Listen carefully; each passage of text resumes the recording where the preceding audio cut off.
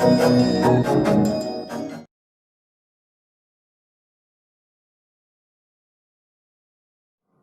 everyone, welcome to New Wave Coaching Classes for Mathematics. This is your host Jatin, and today we are going to study about a very new topic for the grade 10 students, and that is arithmetic progressions. Right? Before we understand about arithmetic progressions, let's understand some of the sequences. Right? If you see on my right side, I've written some of the sequences. If you see the first one, I've written 1, 1, 2, 3, 5, 8, 30. The second one, 1, 3, 5, 7, 9. Then I have 1 square, 2 square, 3 square, 4 square.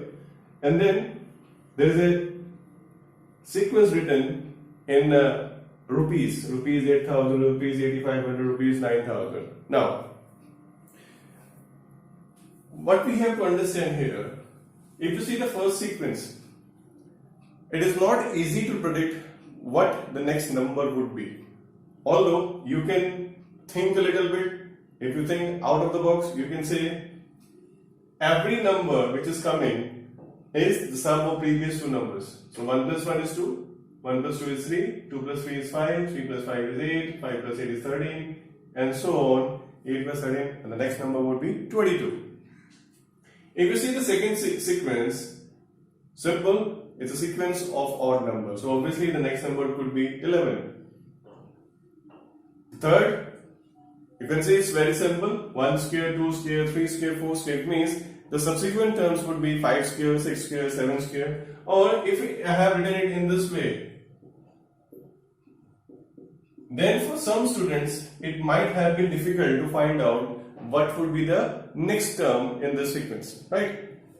And if you see the fourth one, obviously it could be anything. We can consider that a person is getting a salary of 8,000 in the first year, and then every year he or she gets an increment rupees 500, and so on, right? So these are some of the sequence, right? They have different patterns. But what we are going to study about is arithmetic progressions. And in arithmetic progressions, there is some definite pattern, there is some common things between the subsequent terms. Let's see the terms. If you see the first series, this one, it says obviously the terms which are coming have a difference of 1. It means 1, 2, 3, 4, and the next would be 5. Right? If you see the second series, you can clearly find it out that the numbers are decreasing, and they're decreasing by 30. It means if we have to find the next term, I have to subtract 30 from the previous terms. Same way, if you see the third series, in the third sequence, what it says is minus 3, minus 1, 1, 3. Obviously, the next number would be 5 because they are increasing in units of 2.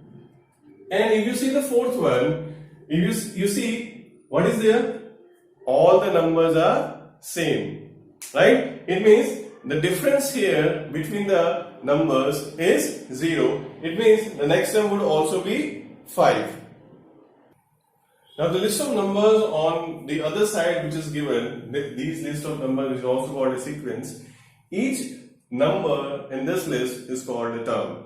And if we have to find the next term, what we can do, we can just, how we can find the next term, just we can add or subtract whatever is the difference between the two terms, because this difference is same in all the terms, right? So this kind of sequence in which the subsequent terms have the same difference, this type of sequence is called as arithmetic progression, or in short we say it as AP, right? And whatever the difference is there between the terms, that difference is called as a common difference.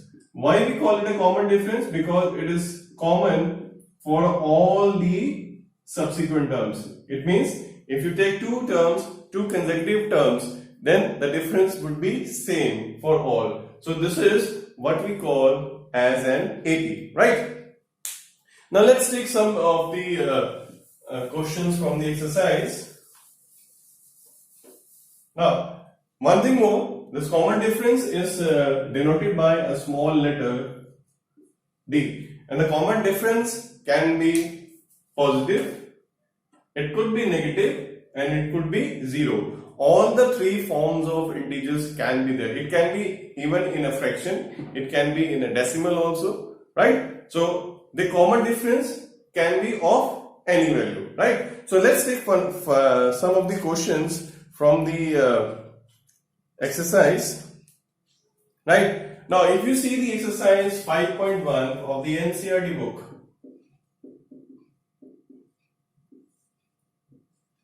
now in the first question, first part, it is given, we have to find whatever the condition is given to us, does it really form an AP or not, right? So let's see, it's given the taxi fare after each kilometer when the fare is 15 kilometer for the first kilometer and rupees 8 for the each additional kilometer. Now, what is here? I write the distance first here. This is first kilometer, then 2 kilometers, then 3 kilometers, 4 kilometers, and so on, right? Now, they say for the first kilometer, that is the cost is, the fare is rupees 15. So I write rupees 15. Right? Now, what they say? After each additional kilometer, rupees 8 is added in the taxi fare. It means after 2 kilometers, the fare would become rupees 23. Again, after 3 kilometers, it becomes rupees 31. Then it becomes rupees 39 and so on. Now, if you see in this sequence, what we have, the difference in these two terms, and these two terms is same. So, if the difference in the subsequent terms is same, we call it an AP. So, here we can say, yes, it forms an AP.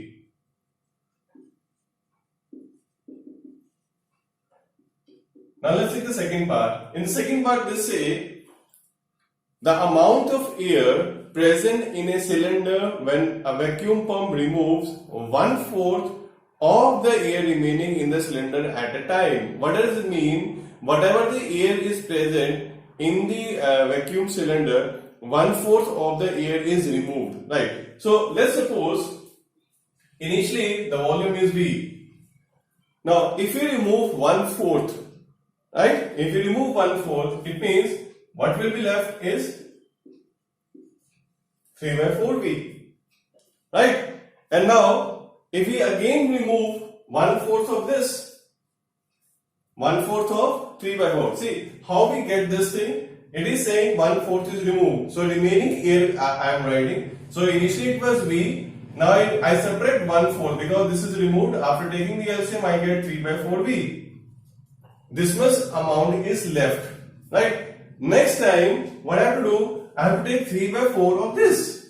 Now, if I take 1/4 of this. Now, what I have to do? How will I find the balance volume of air? Whatever the volume is left. See, this is the volume of air left now, right? This is the volume of air left inside the cylinder. Now it says 1/4 of the remaining air is removed. Now, remaining air is this. I have to remove 1/4 of this, means 1/4 into 3/4 I will remove. Now if I do like this, what I get? This is 3/4 V minus 3/16. I take the LCM. The LCM is say 16.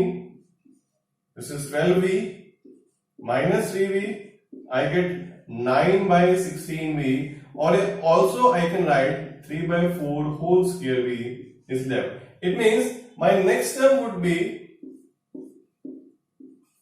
this. Now, in these three terms only, what we can see that the difference in the terms is not the same. They are coming in some different way, right? I have to calculate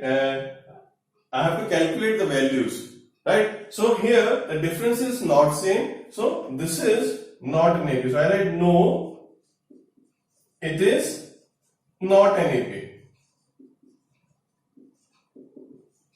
Right? Now if you see the third question, it says the cost of digging a well after every meter of digging.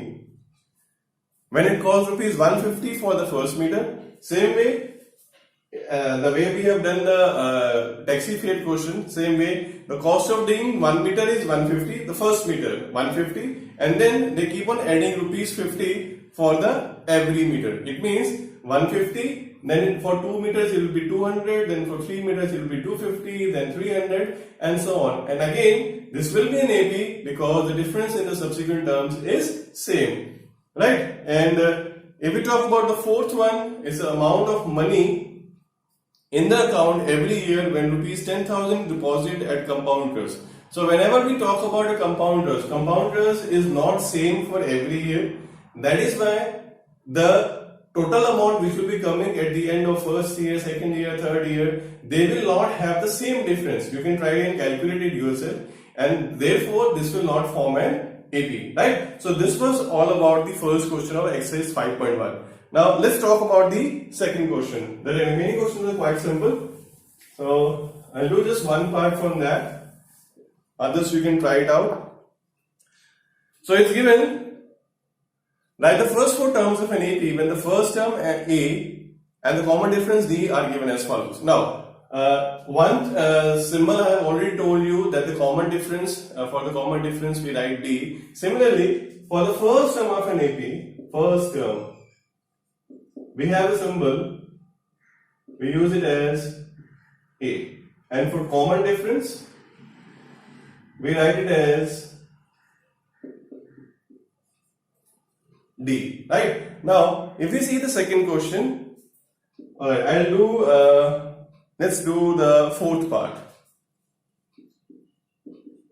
Now here, A is given as, the first term is given as -1 and D is given as 1 by 2, right? A is -1 and D is -1 by 2. Now, what I have to do? I have to find the first four terms. So the first term already is given, right? Second term I write A2. Now to find the second term, what I have to do? I have to add this common difference in the first term. So I write A2 is equal to A plus D. So this is -1 plus 1 by 2. I get it as -1 by 2. Now if I have to find the third term, what I will do is I will write A2 plus D. This is what we have learned, adding the common difference in the previous term. So again, this is -1 by 2 plus 1 by 2. This comes out to be 0. Then the fourth term would be A3 plus D. That is 0 plus 1 by 2. So I get it as 1 by 2. So this is the way we can find the first four terms. So this was the second question, quite simple. Now if you see the third question, in the third question it is given, it's given for the following APs we have to find the first term and common difference. It's again very simple. Let me do a little bit a technical question for you, that third part, because the fractions are given. So this is given as 1 by 3, 5 by 3, then it is 9 by 3, 13 by 3, and so on. So again, quite simple. You can write simply that the first term is A is 1 by 3, right? And if you to find D, what you can do, since it is given as an AP, so we can subtract any of the two consecutive terms. Remember, you have to subtract any two consecutive terms and the next term minus the preceding term, right? If I take these two terms, I will subtract this minus this. If I take these two, this minus this. If I take these two, then this minus this. Mean the next term minus the preceding term. So I write 5 by 3 minus 1 by 3. I take the LCM 3, this is 5 minus 1 and I get it as 4 by 3. It's quite simple, right? Now let's see the fourth question. Now in the fourth question, what we have to do, whatever the series, whatever the sequence is given to us, whatever the list of numbers is given to us, we have to check it out. Are they forming the AP? Right?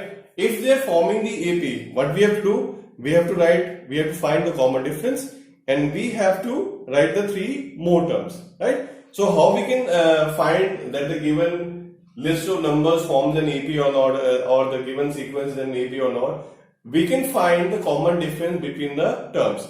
So let's start with the, let's say, fifth part. The fourth question, fifth part is given, the list of numbers is given as 3, comma 3 plus root 2, comma 3 plus 2 root 2, 3 plus 3 root 2, and so on. Right? So how we have to verify? See, for verifying, since I have got the 4 terms, so what I will do, this is the first term, second term, third term, fourth term. So first I find a2 minus a1 here. So I write a2 minus a1. So what I get, a2 is 3 plus root 2, 3 plus root 2 minus 3. What I get when I open the bracket, I get the value as root 2. Right? Then I check the value for a3 minus a2 also, because I have to check if the difference in all the subsequent terms is same or not. It could be same in 2, it could be same in 3, but it cannot be same in all, right? So a3 minus a2 I write it as 3 plus root 2, 2 root 2 minus 3 plus root 2. See, whenever you're writing a compound terms like this, you're putting the value and these are binomial terms, right? Write them in brackets first. Right? Don't think that it is a waste of time, but it basically helps you in minimizing your errors. Right? Otherwise, there can be more errors. No, what happens basically, if you don't put the bracket, students normally do this thing. They write this way. And because of this, the question gets wrong. Because since it's a negative sign, the sign of these two terms will change. So that is why putting the bracket makes at least more secure, minimizing the errors. So then when you open the bracket, you get 3 plus root 2 root 2 minus 3 minus root 2. So you cancel out the 3 and 2 root 2 minus root 2 is again root 2. Similarly, if I find the difference of the fourth and the third term, I write 3 plus 3 root 2, then 3 plus 2 root 2, open the brackets, 3 plus 3 root 2 minus 3 minus 2 root 2. I cancel this 3 and what I am left with is root 2. Now, since the difference is same in all, so we say this is an AP. So how we write?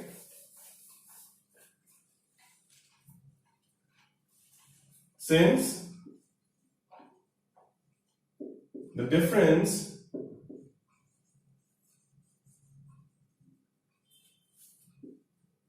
is same in all the terms, so it is an AP. Now, they say if it forms an AP, what we have to find? We have to find the common difference. Therefore, common difference, comma, D equals to, and since this was root 2 in all the cases, so the common difference is root 2. Now, after finding the common difference, what we have to do? We have to find 3 more terms. So already I have the first, second, third and fourth term. So I have to find the fifth term. So I write A5 equals to A4 plus D, and my A4 was 3 plus 3 root 2 plus root 2. So what I get? This is 3 plus 4 root 2. Right? Then I find the sixth term. A6, this is A5 plus D, this is 3 plus 4 root 2 plus root 2, and I get it as 3 plus 5 root 2. And similarly, one more term, that is the seventh term, so A7 equals to A6 plus D, this is 3 plus 5 root 2 plus root 2, and I get it as 3 plus 6 square root of 2. So I get the 3 terms, right? Let's take one more part from this question. There are 15 parts. Okay, let's take the